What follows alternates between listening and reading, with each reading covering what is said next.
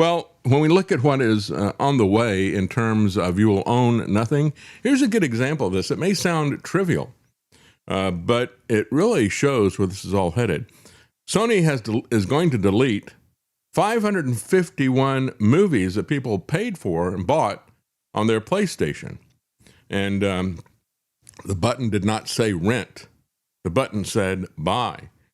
So Sony is planning to wipe out 551 movies and TV shows from the PlayStation Store libraries of customers who paid full price for them.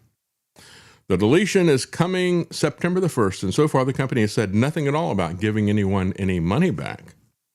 And so this is kind of interesting because, especially when it comes to movies like this, this was the thing that got us in the video store business. We had, Karen had some relatives who had a small mom and pop video store that was up in New York. And we had talked to them when we got married, about what they were doing. I thought, well, that's kind of interesting. And so, and we enjoyed being able to go and pick movies out and watch a movie at home. And so we thought about that a little bit when we thought about doing business. And I thought, well, the real issue is that they need a point of sale system because all these mom and pops were keeping track of their rentals on 3x5 cards. And so that was what I originally planned to do, was to, and I did create a point of sale system for our store. I just didn't market it to other people.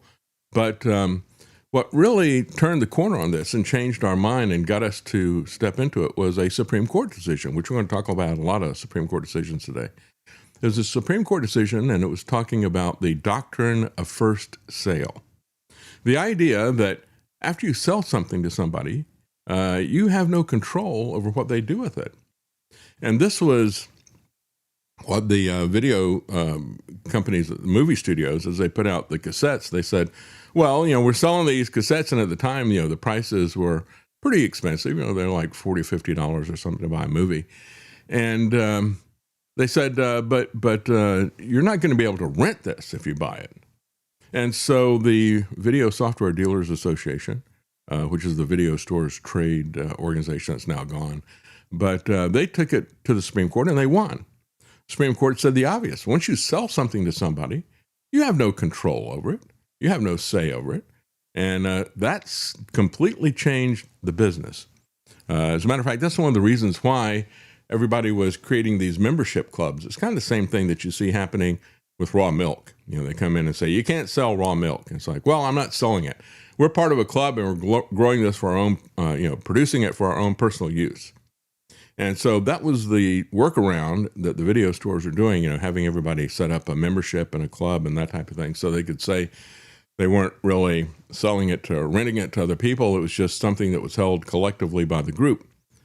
And that was a legal fiction. Well, what happened was the movie studios decided if you can't beat them, we'll join them. And so what they did was they jacked the price of the movie cassettes up. So their introduction price was somewhere typically between $80 and $90.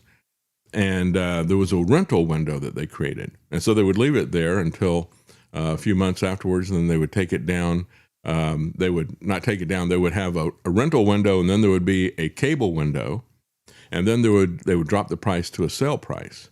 And that was a very lucrative thing for the movie studios. But their orientation is to not allow anybody to own anything. I mean, when they put a movie in the movie theaters, they control everything down to the point of purchase displays, what we call POP, the big standees and the posters that you see in the movie theaters.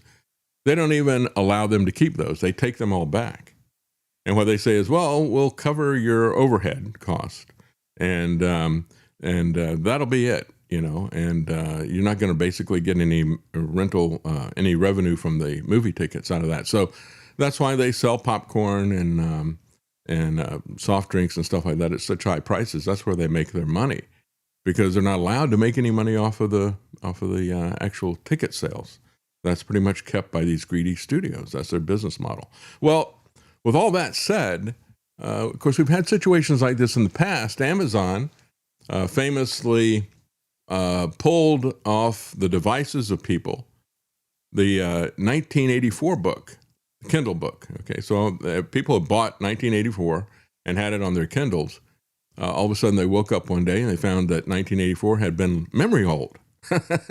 They had actually deleted it off of people's devices surreptitiously. Now, that eventually got reconciled and they put it back, but that was the first instance of this type of thing. But it won't be the last.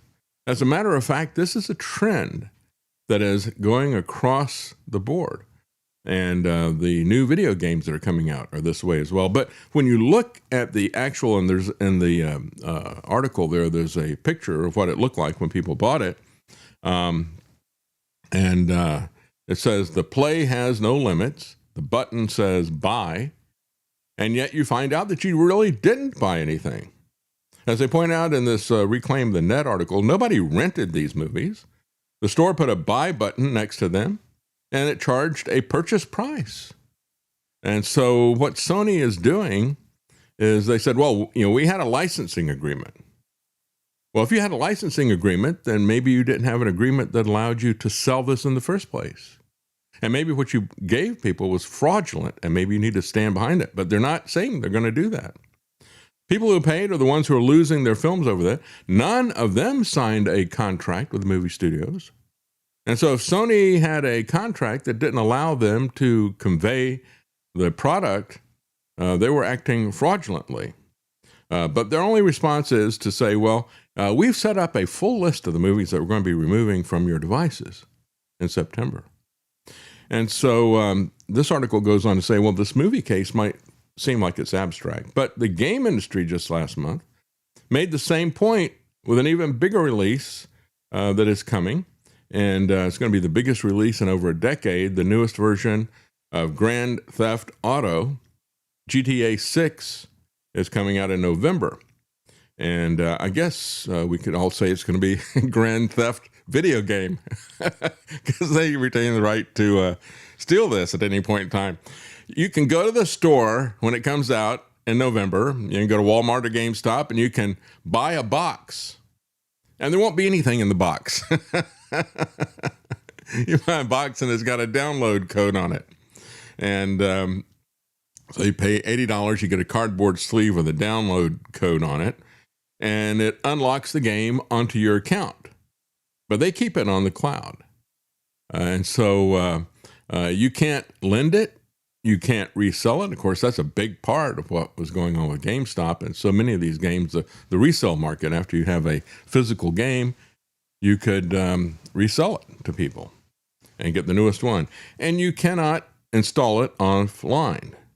So if you want an actual disc that lives on your shelf, they're not going to be putting that out, at least not now. And if they ever do that, they'll probably charge you full price of the game yet again. So the word buy might still look like that's there, but they're changing the definition of buy, aren't they? Because you will own nothing. That's the whole model behind all this stuff. And so here's the bigger picture. Think about how ephemeral this all is. If Amazon can pull a ebook off of your device, if Grand Theft Auto can give you only a download code and it resides up there and they can pull it at any point that they wish, just like Sony is pulling the movies that they sold. Do you really want to put your bank account and your money in a digital currency?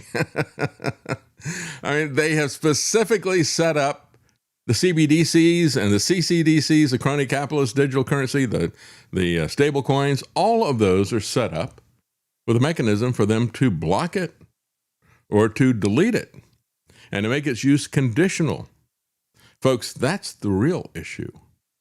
We go back and I just talked to a guy that I interviewed years ago about the mortgage securitization fraud that was there.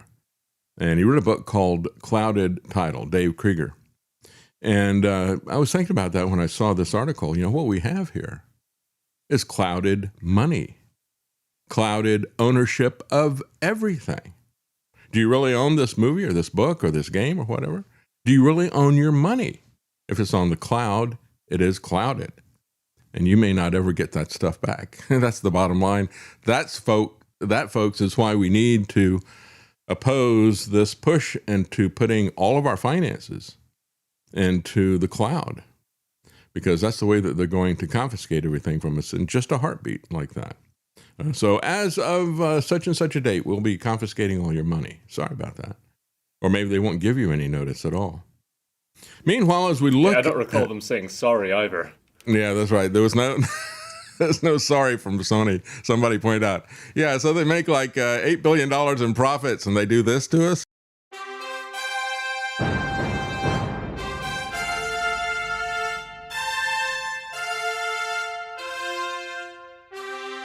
The common man. They created Common Core to dumb down our children. They created Common Pass to track and control us. Their Commons Project to make sure the commoners own nothing. And the communist future. They see the common man as simple, unsophisticated, ordinary.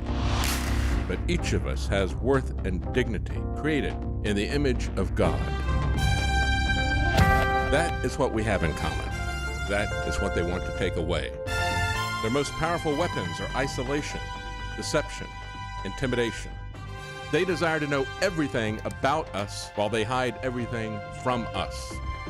It's time to turn that around and expose what they want to hide. Please share the information and links you'll find at davidknightshow.com. Thank you for listening. Thank you for sharing.